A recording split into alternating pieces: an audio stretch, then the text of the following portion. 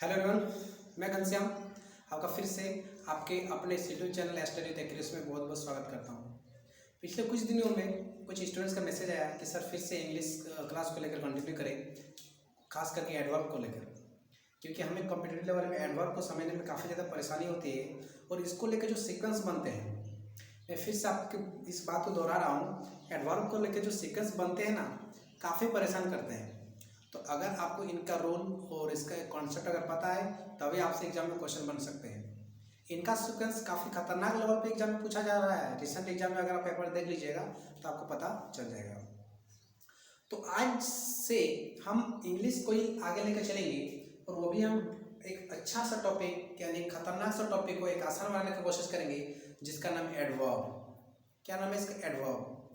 देखिए, basically adverb जो ये क्वालिफाई करने का काम करता है। एडवर्ब क्या काम करता है सर? एडवर्ब ना क्वालिफाई करने का काम करता है।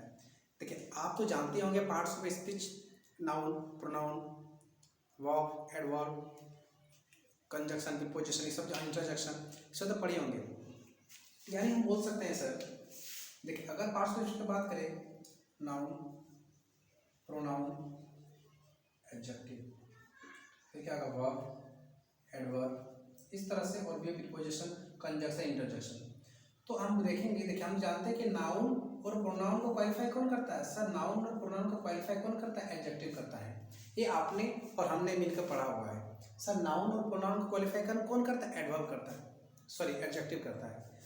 अब देखिए एडवर्ब क्या है, मैं लिख दे रहा हूँ, प्रीपोजिशन, कंजक्शन, इंटरजेक्शन। एडवर्ब क्या करेगा? एडवर्ब वर्ब को भी क्वालिफाई कर सकता है, एडजेक्टिव को भी क्वालिफाई कर सकता है, प्रीपोजिशन को भी क्वालिफाई कर सकता है, कंजक्शन को भी क्वालिफाई कर सकता है, और एडवर्ब इंटरजेक्शन को भी क्वालिफाई कर सकता है। यानी अगर हम एडवर्ब चैप्टर को पूरी अच्छी तरह से पढ़ लेते हैं तो हमसे जो नाउन प्रोनाउन में जो कुछ मिस्टेक्स हुए हैं उसको ये कवर आसानी से कर सकता है। तो देखिए, बिना देरी के इसके डेफिनेशन को आगे बढ़ेंगे। ये डेफिनेशन में क्या लिखा हुआ है? A word which qualifies a verb. एक एडवर्ब एक ऐसा वर्ड है जो किसको क्वालिफाई करेगा सर? वर्ब को क्वालिफाई करेगा, कोई एडजेक्टिव को क्वालिफाई करेगा, और कोई एडवर्ब को भी क्वालिफाई करेगा, या फिर कोई कंप्लीट सेंटेंस को, कंप्लीट कोई भी एक कंप्लीट सेंटेंस को भी क्वालिफाई करने का कौन काम करेगा? तो एडवर्ब काम करेगा।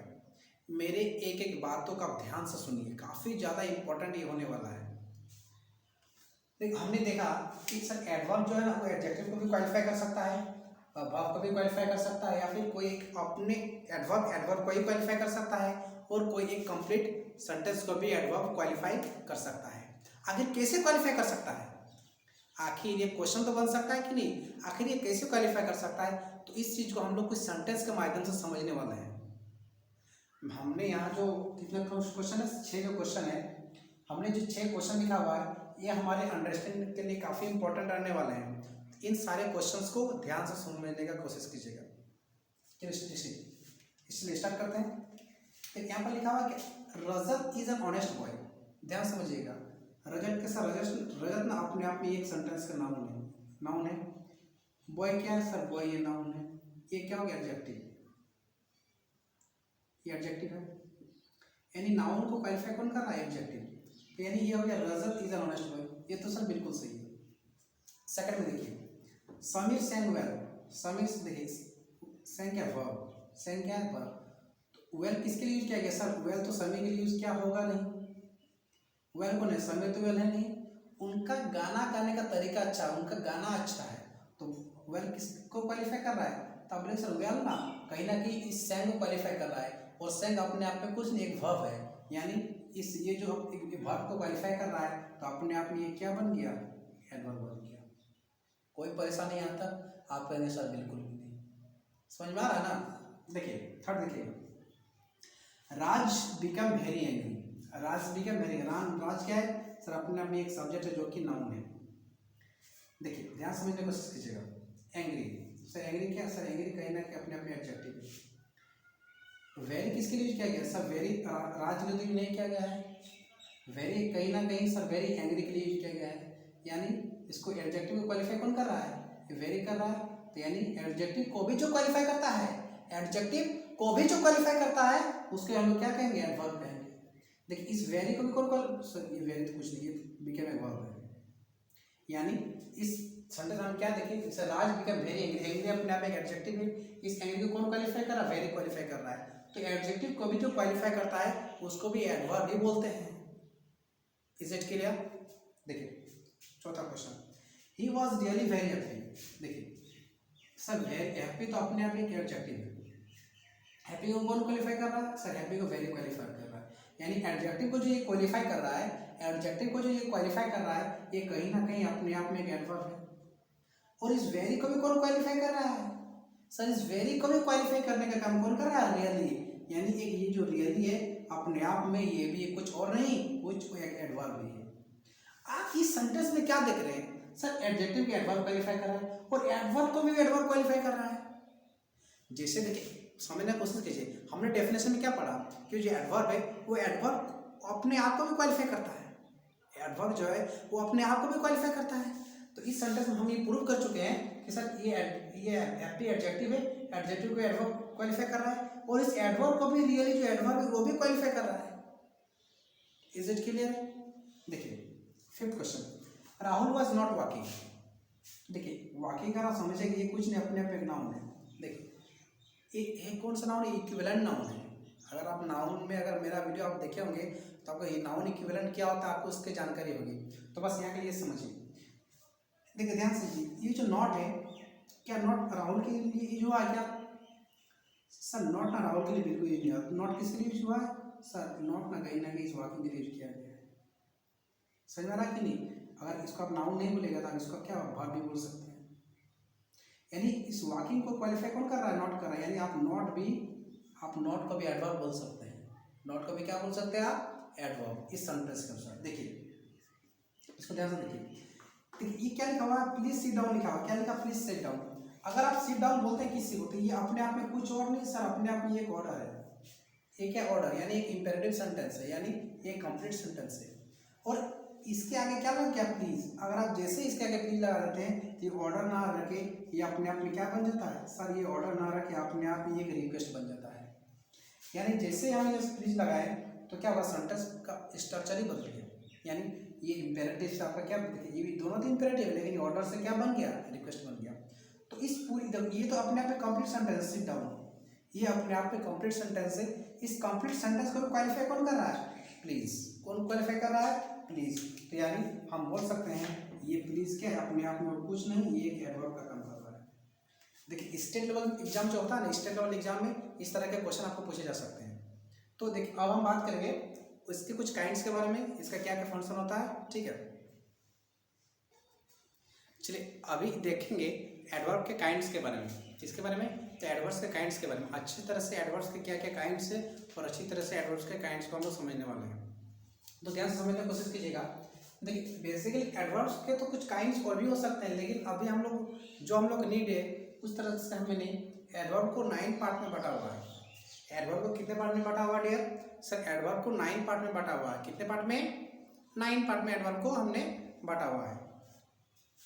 देखिए पहला जो एडवर्ब ऑफ टाइम, पहला जो एडवर्ब वैसा एडवर्ब जो आपको टाइम बताने का काम करे, वैसे एडवर्ब जो टाइम बताने का काम करे। यानी कोई भी काम जो हो रहा है उसको टाइम कैसा लग रहा है वो आखिर बताने का काम करे, उसको क्या कहते हैं? Adverb of time. यानी टुडे, टुमारो, यस्टरडे, सून, लेट और भी कई सारे इस टाइम रिलेटेड वर्ड्स हो सकते हैं। देखिए जो बताएगा कब हुआ है, व्हेन, टाइम बताने का जो काम करेगा उसको क्या कहेंगे? Adverb of time. देखिए एक क्वेश्चन हमने लिया हुआ है, इससे तो एग्जाम्पल लिया नहीं, इसमें से लिया हुआ है। देखिए tomorrow Rajiv will host a party. कल क्या है? राजीव एक पार्टी होस्ट करेगा। तो ये क्या है सर? ये नहीं एडवर्ब ऑफ टाइम है। तो आप जानते हैं सर टाइम बताने वाले जो शब्द होते हैं ना वो सेंटेंस के लास्ट में होते हैं। कहाँ पर होते हैं? सेंटेंस के लास्ट में। यानी सेंटेंस के लास्ट में ही आपको हो जाएगा। फिर से सुनिएगा, टाइम बताने वाले जो जितने भी शब्द होते हैं, टाइम बताने वाले जितने भी जो वर्ड्स होते हैं वो सेंटेंस के आखिर में ही लिखाते हैं। समझ में आ रहा है इस बातों का आपको? तो क्या होगा? Rajiv will host a party tomorrow. देखिए ये जो आपका है एडवर्ब ऑफ प्लेस, यानी वैसे एडवर्ब जो जगह बताने का काम करता है। यानी जिससे अगर हम वर्ड के आंसर करें, वर्ड के आंसर हमको यहाँ पर मिल जाएगा। जैसे here, there, in, out, down. ध्यान समझिए मैं जो बता रहा हूँ। सर ये इन इन कहीं ना कहीं ये प्रीपोजिशन भी है। देखिए ये प्रीपोजिशन भी है और प्लेस भी है। जैसे क्या कहेंगे,